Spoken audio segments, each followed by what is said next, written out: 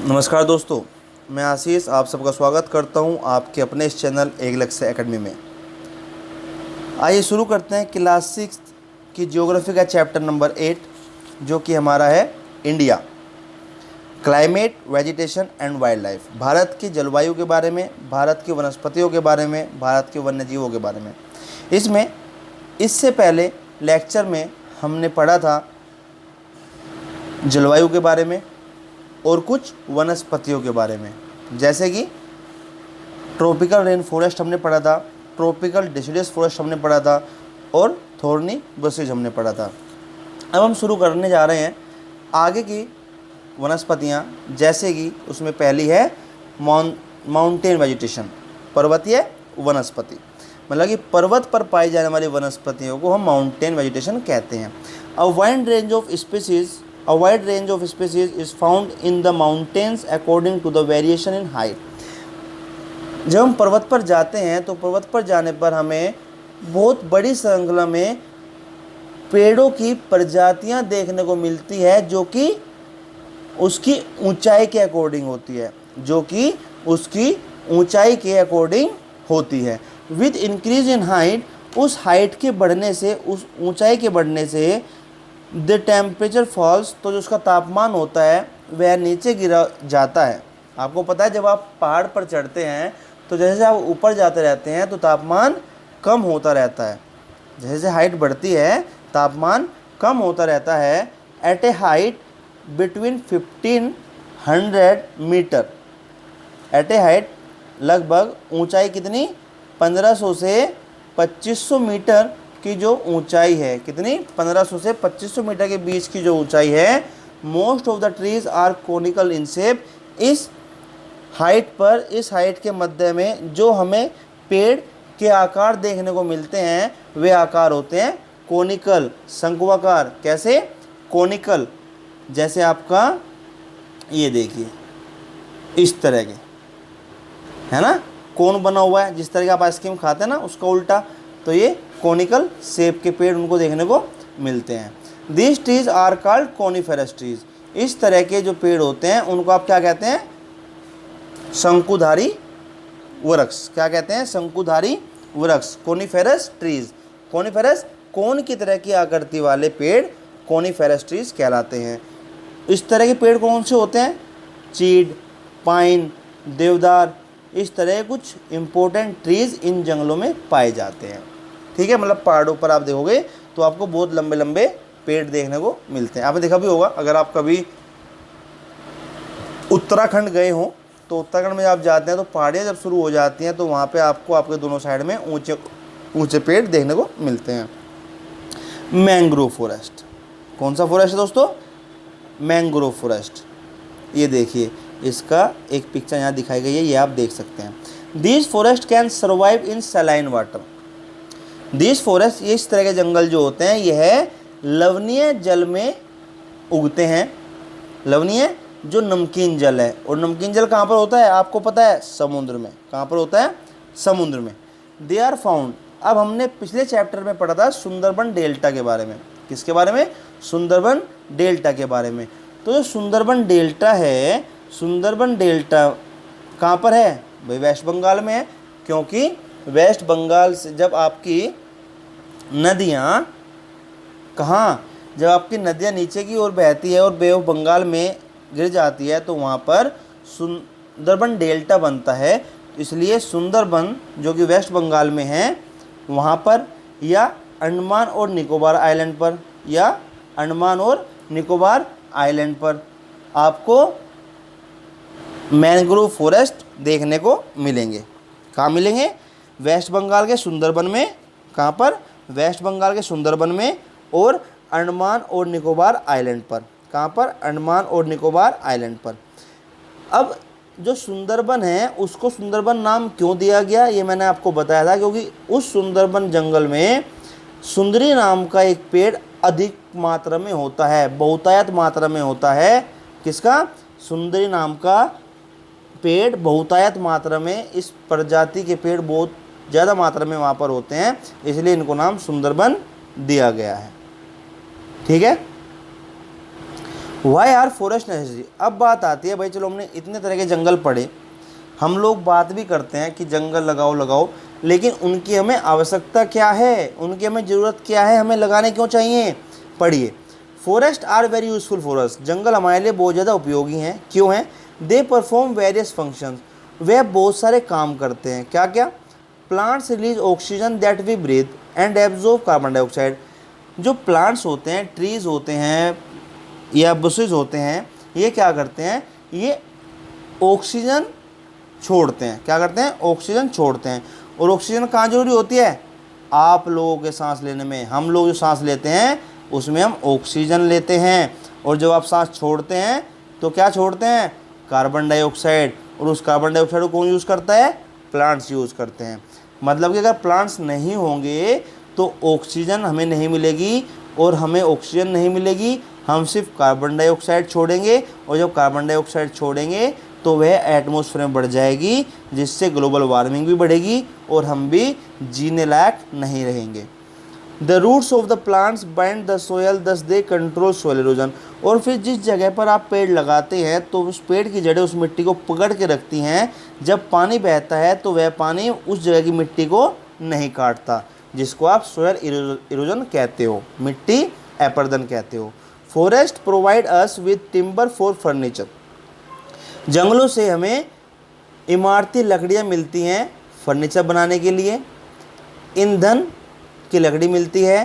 Fodder चारा मिलता है। Medicinal plants and herb Ayurvedic पौधे मिलते हैं। आयुर्वेदिक पौधे मिलते हैं। लाख मिलता है। हनी शहद मिलता है। गम गोंद मिलता है। और इस प्रकार से हमें बहुत सारी चीज़ें और भी जंगल से मिलती हैं। Forest are the natural habitat of wild life. और हमें पता है कि जो वन्य जीव है, जो जंगल में रहने वाले जीव हैं, उनके लिए यह क्या है? प्राकृतिक आवास है। प्राकृतिक आवास है या प्राकृतिक घर है। Natural vegetation has been destroyed to a large extent because of the reckless cutting of trees. जो पेड़ों की अंधाधुंध कटाई हो रही है, पेड़ों की अंधाधुंध कटाई की वजह से हमारी प्राकृतिक वनस्पतियाँ नष्ट हो रही हैं बहुत अधिक मात्रा में। We should plant more trees and protect the existing ones and make people aware of the importance of trees. हमें ज़्यादा से ज़्यादा पेड़ लगाने चाहिए, और जो पेड़ बचे हुए हैं इनकी सुरक्षा करनी चाहिए। इसके साथ साथ हमें लोगों को जागरूक भी करना चाहिए कि भाई इन पेड़ों का बहुत ज़्यादा महत्व है, इनकी बहुत ज़्यादा इम्पोर्टेंस है, तो इनको नुकसान न पहुँचाएँ। We can have special programs. और हम कुछ खास प्रोग्राम भी रखते हैं, कुछ खास कार्यक्रम भी रखते हैं, जैसे कि वन महोत्सव। जैसे कि वन महोत्सव, जिसमें कि हम ज़्यादा से ज़्यादा लोगों को शामिल करते हैं और उनको बताते हैं कि कैसे हमें अपनी पृथ्वी को हरा भरा रखना चाहिए, या कैसे हरा भरा हम रख सकते हैं। ये देखिए, इस डायग्राम में सब कुछ बताया गया है कि अगर आप पेड़ लगाते हैं उससे आपको क्या क्या मिल सकता है। शुरू करते हैं फ्रॉम लेफ़्ट टू राइट। तो ये देखिए, सबसे पहले रबर हमें मिलती है। टिम्बर लकड़ियाँ मिलती हैं। लकड़ियाँ कौन सी? लकड़ियाँ जो इमारत बनाने में काम आती है, फर्नीचर बनाने में काम आती है। ये जानवर सारे जंगलों में रहते हैं। ये गम और लाख आपको मिलता है जंगल से। फल भी जंगल से मिलता है। शहद भी जंगल से मिलता है। और सबसे मेन चीज़, जो आप जीवन जीते हैं उसके लिए ऑक्सीजन भी आपको इन पेड़ों से मिलता है। दवाइयाँ भी पेड़ों से मिलती हैं। आवास, जो मकान बनाते हैं वह भी पेड़ों से बनाते हैं। चारा जानवरों के लिए वह भी आप जंगल से लाते हैं। ईंधन, जो लकड़ी होती है जलाने की, वह भी आप जंगल से लाते हैं। खेलने का सामान भी जंगल की लकड़ी से ही बनता है। और आपका फर्नीचर, आपके मकान का बैठने उठने सोने का जो फर्नीचर है, वह सब भी आप लोग पेड़ों से ही बनाते हैं। अब समझ लीजिए, अगर पेड़ नहीं होंगे तो बाकी कुछ हो ना हो, जब ऑक्सीजन ही नहीं होगी तो फिर जीना ही मुश्किल हो जाएगा। ठीक है? आप बिना बेड के सो सकते हो, बिना सोफ़े के सो सकते हो, बिना गोंद के सो सकते हो, लेकिन बिना ऑक्सीजन के तो नहीं सो सकते दोस्तों। इसलिए पेड़ बचाना बहुत ज़रूरी है। तो हमने कंप्लीट क्या कर लिया? हमने अपना वनस्पति भी कंप्लीट कर लिया। अब आते हैं वाइल्ड लाइफ पर। किस पर? वन्य जीव पर।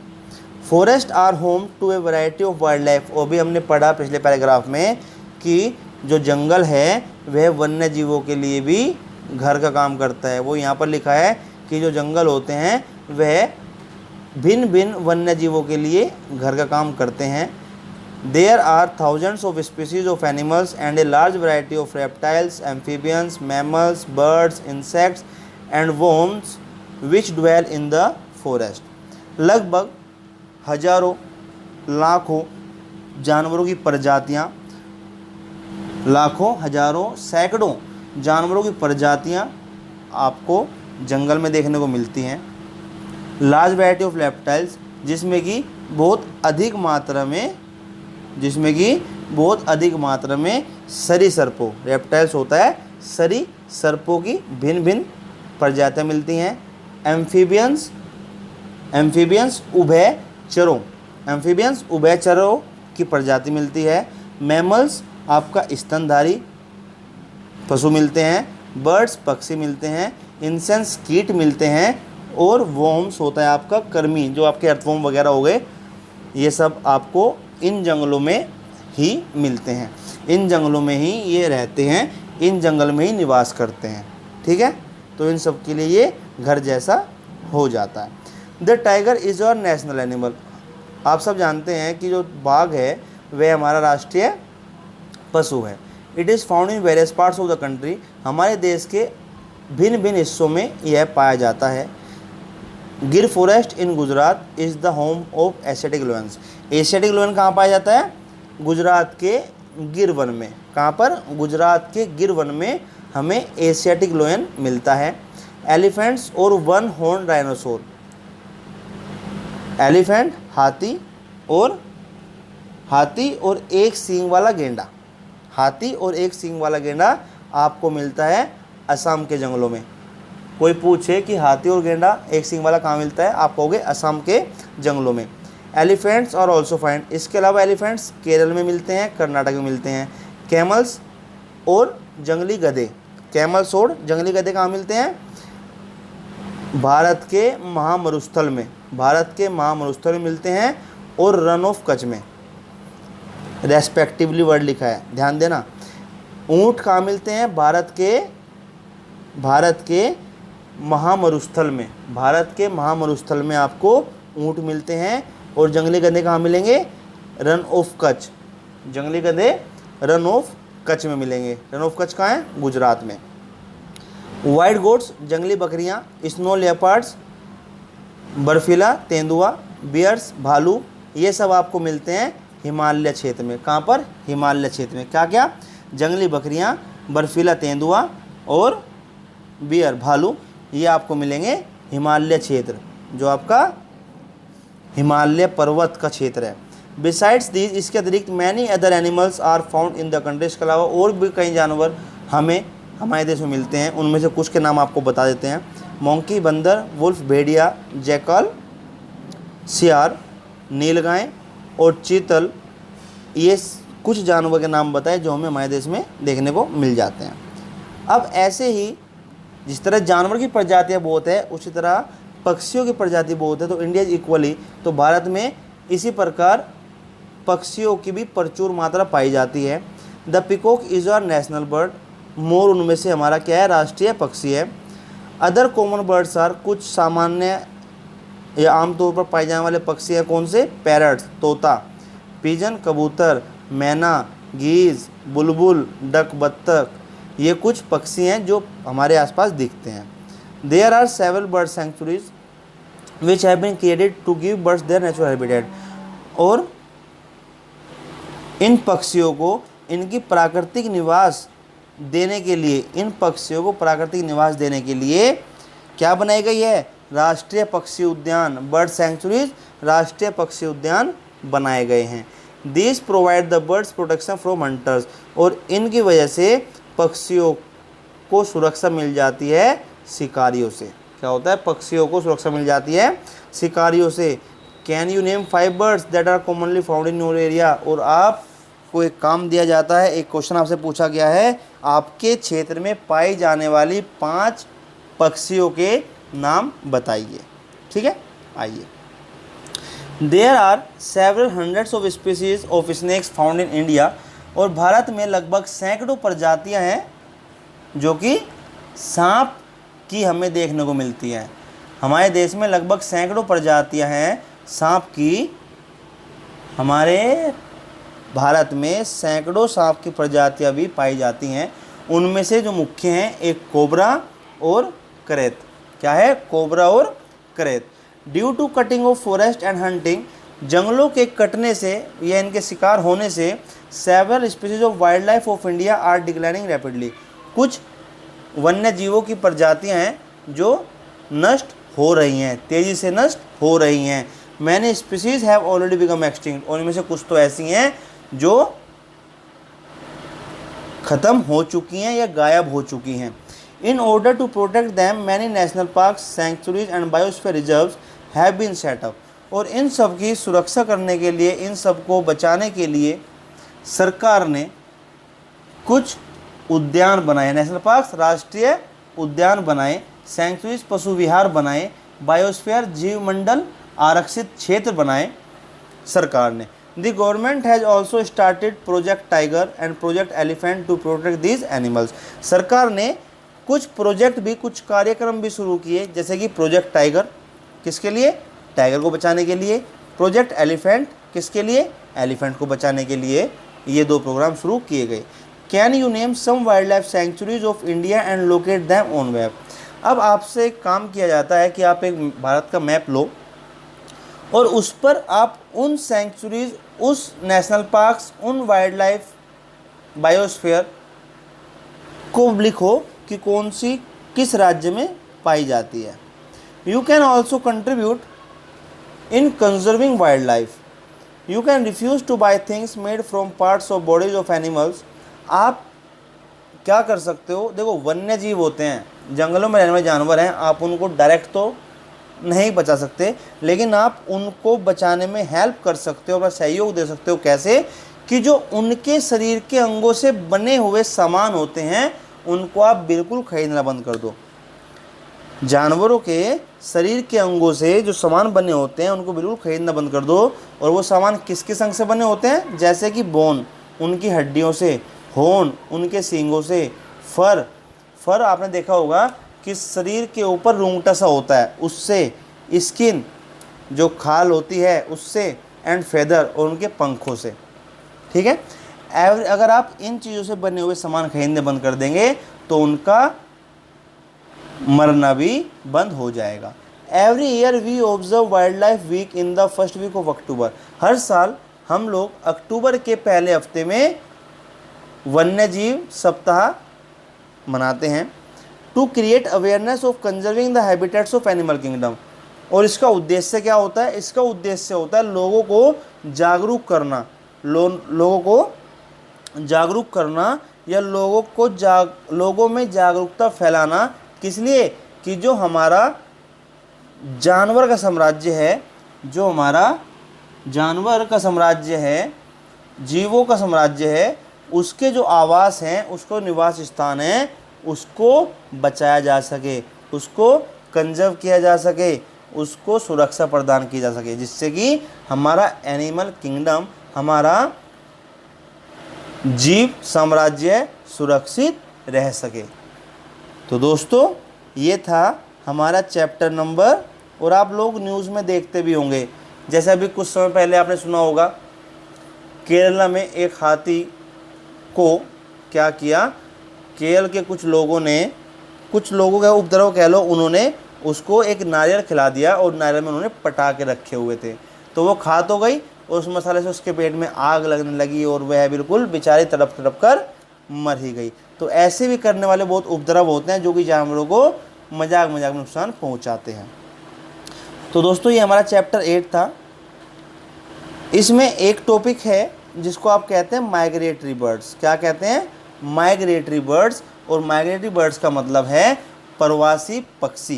क्या है? प्रवासी पक्षी। ये क्या होते हैं? ये होते हैं जो मौसम के अकॉर्डिंग अपनी जगह को बदल लेते हैं। भाई, जिस तरह इंसान है, इंसान क्या करता है कि इंडिया में है और घूमने जा रहा है तो इंडिया से ऑस्ट्रेलिया चला गया, अमेरिका चला गया, बैंकॉक चला गया। इस तरह पक्षी भी माइग्रेशन करते हैं, प्रवास करते हैं। तो प्रवासी पक्षी some birds such as pelican, Siberian crane, stork, flamingo, pintail duck and curlew migrate to our country in the winter season every year. कुछ पक्षी हैं जैसे कि pelican, Siberian crane, stork, flamingo, pintail duck and curlew, ये कुछ ऐसे पक्षी हैं जो प्रत्येक साल हर साल सर्दी के मौसम में हमारे देश में आ जाते हैं। साइबेरियन क्रेन्स साइबेरिया से आते हैं, वे दिसंबर के महीने में हमारे देश में आ जाते हैं और मार्च के शुरुआत में यहाँ से वापस चले भी जाते हैं। तो ये होते हैं माइग्रेटरी बर्ड्स। ठीक है, ध्यान रखना दोस्तों। तो ये हमारी एक्सरसाइज चैप्टर 8 की, इसको आप अच्छे से देखिए, क्वेश्चन कीजिए, सोल्व कीजिए। अगर नहीं होते हैं तो आप लोग पूछ भी सकते हैं, आपको पूरा समाधान उसका मिलेगा। ठीक है, देखिए अच्छे से, बहुत अच्छा है। अगर आपने एक बार इसको पढ़ लिया तो आप अपने देश के बारे में बहुत कुछ सीख जाएंगे, जान जाएंगे। ठीक है, और यही आधार है जो हर एक पेपर का, हर एक परीक्षा का आधार यहीं से शुरू होता है। ठीक है दोस्तों, ये आपके राज्य हैं, आप इनको भी याद कीजिए। एक तरफ स्टेट कैपिटल है, दूसरी तरफ यूनियन टेरिटरीज उनकी कैपिटल है, इनको भी आप याद कीजिए। ये मैं आपको बता देता हूँ, एक बार रिवाइज कराते हैं।